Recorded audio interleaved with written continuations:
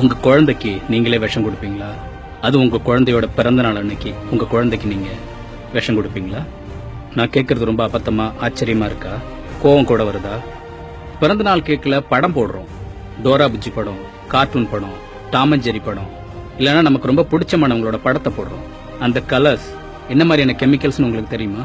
சிம்பிளா பேக்கரியில யூஸ் பண்ற கலர்ஸுக்கு அவங்க வச்சிருக்க பேரு blue 1, blue 2, citrus red 2, green 3, red 40, red 3, yellow 5, yellow 6 இந்த மாதிரி கலர்ஸுக்கு அவங்க ஒரு பேர் வச்சு அதை வச்சு அந்த படத்தெல்லாம் வரைஞ்சு கொடுக்குறாங்க.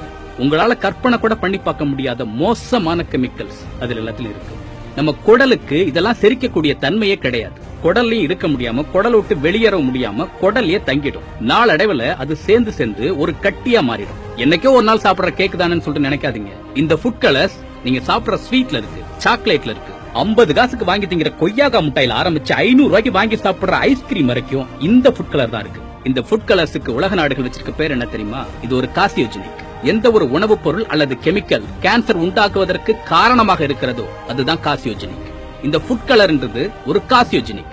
சிக்கன் 65, கோபி மஞ்சூரியன், பஜ்ஜி, போண்டான ஆரம்பிச்சு வீட்டுல செய்யற கேசரி வரைக்கும் நாம சேர்க்கிற ஃபுட் கலர் கேன்சரை உண்டு பண்ணக்கூடிய ஒரு மூலப்பொருள். இனி எந்த உணவுப் பொருள் எல்லாம் இயற்கைக்கு மாறான செயற்கையான கலரை பாக்குறீங்களோ அதை பார்க்கும் போதெல்லாம் அது ஒரு கேன்சரை உண்டாக்கக்கூடிய மூலப்பொருள்னு உங்க மனசுக்கு தோணும். அது ஸ்வீட் இல்ல விஷம்ன்ற எண்ணம் உங்க மனசுல உண்டாகும். அதை வாங்கி கொடுத்தோம்னா நம்ம குழந்தைக்கு விஷத்தை வாயில ஊட்டி விடுற எண்ணம் உங்க அத்தனை பேருக்கு வரணும். கேன்சர்ன்றது ஒரு காலத்துல யாரோ கோடியில ஒருத்தருக்கு வரக்கூடிய நோயா இருந்துச்சு. ஆனா இன்னைக்கு மிக சாதாரணமான ஒரு நோயா ஆயிடுச்சுன்னா அதுக்கு இதெல்லாம் தான் முக்கியமான காரணம். நமது உண்மையான அன்புக்கு நம்ம சாயம் பூசி காட்டணும்ன்ற அவசியம் இல்ல. அன்புன்ற பேர்ல அவங்க வாயில விஷத்தை திணிக்கணும்ன்ற அவசியம் இல்ல. ஃபுட் கலர்ஸ் எதுல இருந்தாலும், அது கேக், சாக்லேட், கேசரின்னு எதுவா இருந்தாலும் இனிமே அதை சாப்பிட மாட்டேன்ற சபதத்தை நாம எடுத்துக்கணும். அது விஷம், அதை தூக்கி எறியணும். நாம சாப்பிடக்கூடாது. நம்ம அண்ணன், தம்பி, அக்கா, தங்கச்சி, உறவினர்கள், சொந்தக்காரங்க, ஃப்ரெண்ட்ஸுங்க யாரையும் சாப்பிட விடக் கூடாது.